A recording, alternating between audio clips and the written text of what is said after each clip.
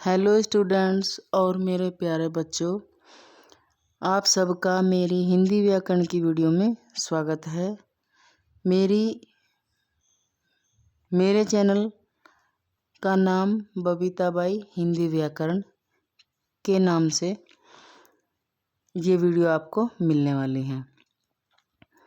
तो आप सब कैसे हो? आप सबका मेरी हिंदी की वीडियो में स्वागत है। आशा करती हूँ कि आप बहुत अच्छे होंगे और पढ़ाई बहुत अच्छे से कर रहे होंगे हर विषय की। तो हर विषय में एक विषय हिंदी का भी आता है, जो कि हिंदी बहुत बड़ा सब्जेक्ट है अपने आप में, लेकिन उसको छोटा छोटा पढ़ने से भी हमारा काम चल जाता है और उन्हीं में से ही क्वेश्चन छांट छांट कर चुन चुन कर लाए जाते हैं।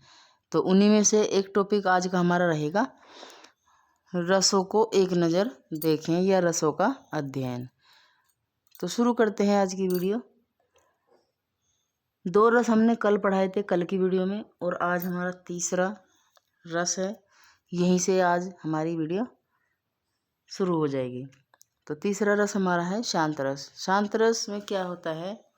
शांत रस का सबसे पहले स्थायी भाव होता है, जो निर्वेद स्थायी भाव आदि से मिलकर जो भाव उत्पन्न होता है वह शांत रस की निष्पत्ति करता है। तो इसलिए यह शांत रस कहलाता है।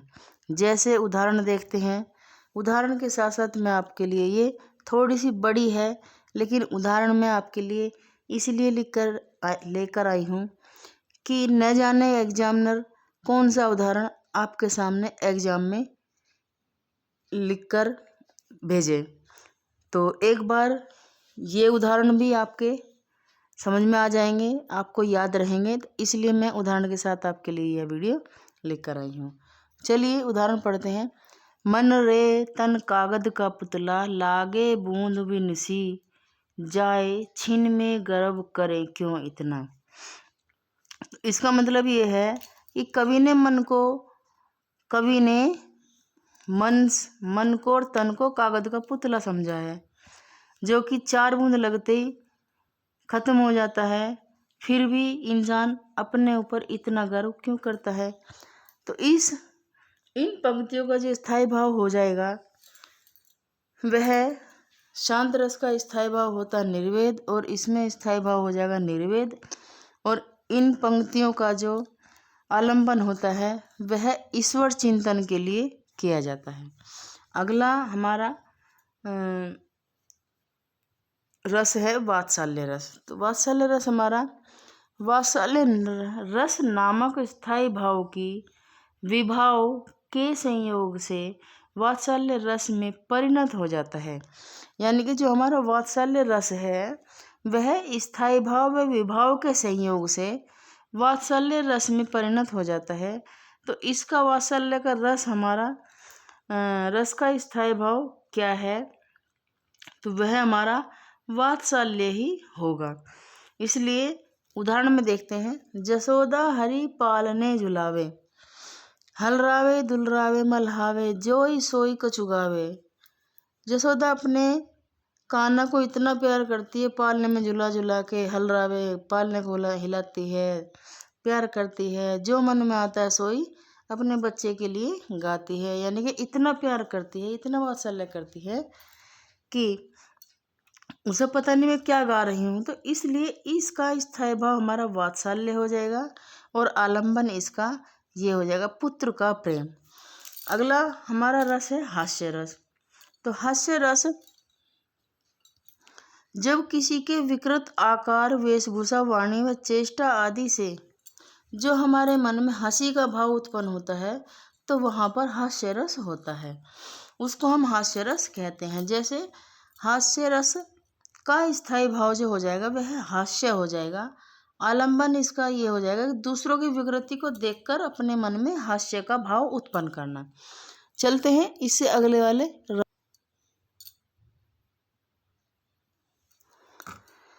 इसके अगला है भयानक रस। भयानक रस हम उसे कहते हैं जब हम किसी व्यक्ति की स्थिति के किसी व्यक्ति की गरीबत की स्थिति, या किसी व्यक्ति के खोने की स्थिति को हम भयानक रस कहते हैं। हमारे मन में भय उत्पन्न रहता है कि हाँ, कहीं यह वस्तु हमारी खराब ना हो जाए, यह वस्तु हमारी खो ना जाए, यह कपड़ा हमारा फट ना जाए, उसको हम भयानक रस कहते हैं। चल देखते हैं उदाहरण के माध्यम से। एक और अजगर ही लखी, एक और मृगराय, विकल बटोई बीच ही, परियो मूर्छा खाए। तो इन पंक्तियों से हमें इतना भय लग रहा है कि एक और तो सांप है और एक और हिरन आ रहा है।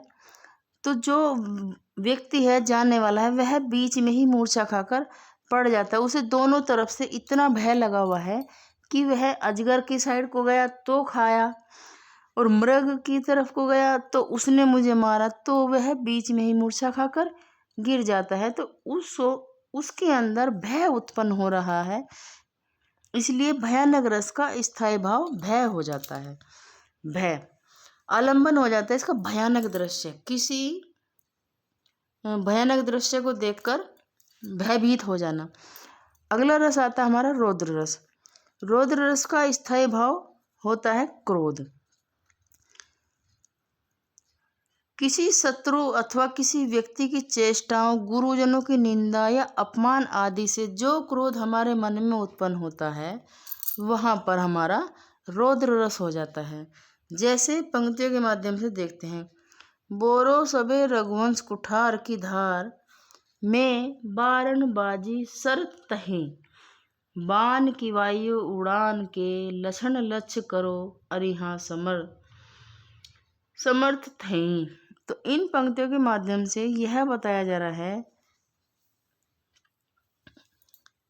कि रघुवंश की कुठार की धार में इतना सत्य है कि बाण की वायु उड़ाई, लक्ष्य लक्ष्य करो अरिहा समर्थ है। तो हम इन वचनों को, मतलब राम ने इतनी देर नहीं लगाई कि वन को जाने के लिए लक्ष्मण के साथ गदगद हो गए।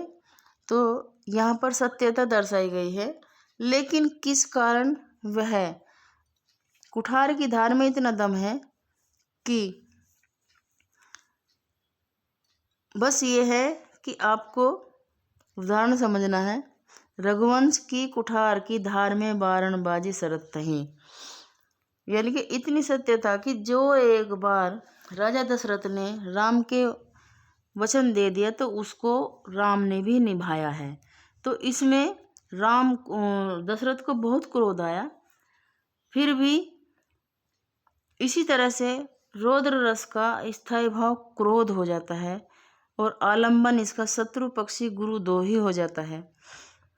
इससे अगले वाले रस पे चलते हैं, करुण रस। करुण रस का स्थायी भाव होता है हमारा शोक।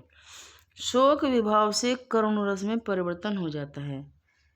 ठीक है, शोक उल्टा एकदम। करुण प्यार को भी कहते हैं, लेकिन इसका उल्टा होगा शोक, नफरत, किसी तरह का भय। ठीक है, तो शोक विभाव से करुण रस में परिवर्तन हो जाता है। जैसे पंक्तियों के माध्यम से देखते हैं उदाहरण। अभी तो मुकुट बंधा था मात, कल ही हुए हल्दी के हाथ, खुले भी न थे लाज के बोल, खिले भी न थे, खिले भी चुंबन शून्य कपोल। तो यहाँ पर हमारा इन पंक्तियों के माध्यम से स्थायी भाव हो जाएगा हमारा शोक, और आलंबन जो है किसी प्रियजन के मृत शरीर को देखकर हमें क्या लगा, एकदम शोक। तो ये इससे आगे वाले रस पर चलते हैं, विभत्स रस। विभत्स रस हमारा हो जाता है जिस भाव से घृणा उत्पन्न हो उसको विभत्स रस कहते हैं। उदाहरण। सिर पर का बैठो काग, आँखी दो खात निकारत, खींचत जिभें श्यार अति ही आनंद उर्धारत। यानी कि जब सिर पर बैठा काग है, हमारी मृत शरीर की दो आंखें निकालकर खा रहा है, जीभ से खींचता है श्यार, और उसके मन को अधिक आनंद प्राप्त हो रहा है। तो इस प्रकार यह विभत्स रस का विभक्त रस की पंक्तियां हैं। इन पंक्तियों का स्थायी भाव हो जाता है जुगुप्सा और आलम्बन इसका हो जाता है, जिससे विभक्त रस मतलब जुगुप्सा, घृणा। तो जैसे आलम्बन में हो जाएगा मांस, रक्त, अस्थि, शमशान व दुर्गंध आदि से विभत्स रस उत्पन्न होता है।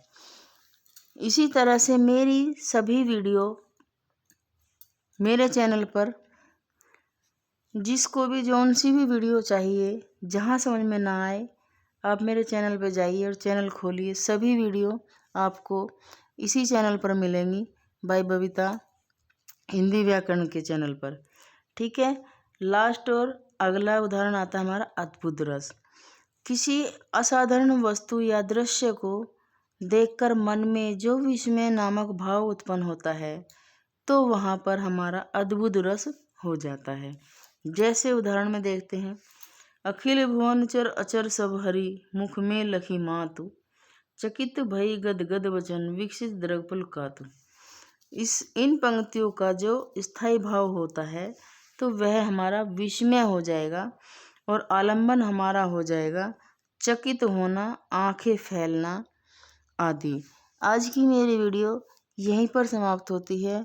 ये सब रस आपको एक ही वीडियो में मैं इसलिए लेकर आई हूँ, ताकि आपको छोटी छोटी वीडियो या छोटे छोटे शॉर्ट रूप में, कि आपको एक नज़र आपकी इन पंक्तियों पर भी पड़ जाए, ताकि आपको एग्ज़ाम में समझने में दिक्कत ना हो और आप सब एक साथ इन रसों की तैयारी भी अपने एग्ज़ाम के लिए कर सको।